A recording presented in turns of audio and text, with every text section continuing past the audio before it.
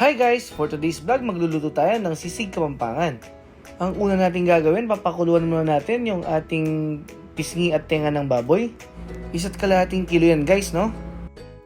Gagamit tayo ng bawang, bay leaves,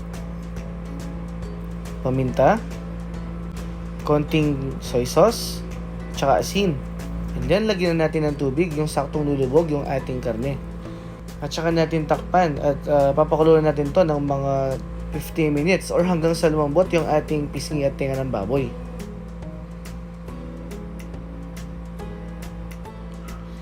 After 1 hour, ayan guys, malambot na yung ating karne. I-drain lang natin yan guys, no? And then i-rest lang natin yung karne ng mga 1 hour or hanggang sa lumamig yung ating karne. Okay guys, malamig na yung ating pinakuloang pisngi at tenga ng baboy kanina, no? Ngayon naman guys, ihawin na natin siya.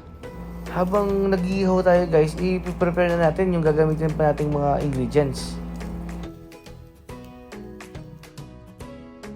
Maghihiwa lang ako guys ng mga 3 pieces medium size na onion. Sakto na yan sa ating 1.5 kilo ng sisig.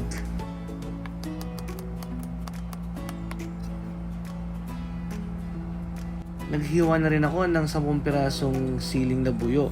Kung gusto niyo ng mas manghang guys, dagdagan niyo lang yung sili, no? Gagamit din tayo ng mga 15 pieces na kalamansi. And guys, okay na yan. Balikan naman natin yung ating iniihaw.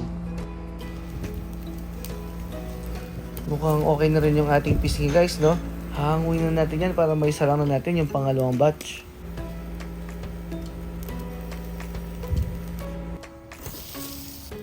Gagamit din tayo dito guys ng kalating kilong atay ng manok. Pinakuluan ko na kanina yan guys, no, ng toyo at suka ng mga 10 minutes. Ihihawin lang natin siya ng bahagya ngayon. Okay guys, after a few minutes, luto na lahat yan. Haanguin na natin yan and then is-chop na natin yung ating pisngi at tenga.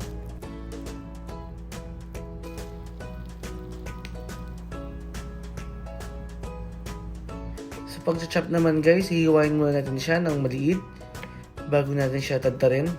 At dahan-dahan lang tayo para hindi tumalsik yung karne or hindi matapon, para walang masayang.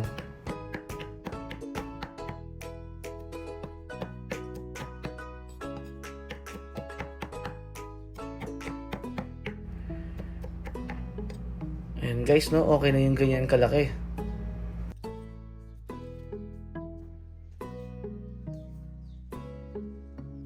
Next natin gagawin guys, magpipiga tayo ng kalamansi sa ating atay ng manok.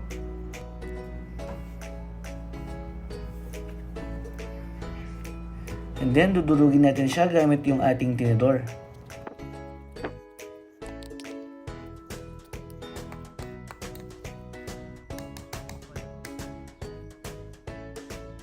Ngayon naman guys, paghahaluin na natin lahat ng ating ingredients. Ilagay na natin yung dinurog nating atay at yung hiniwa nating sili kanina, at saka 3 pieces na sachet ng pamintang tunay. And then guys, hahaluin muna natin siya bago natin ilagay yung sibuyas para hindi tayo mahirapan sa paghalo.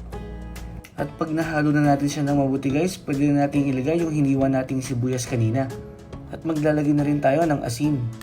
At saka natin siya haluin ulit ng mabuti.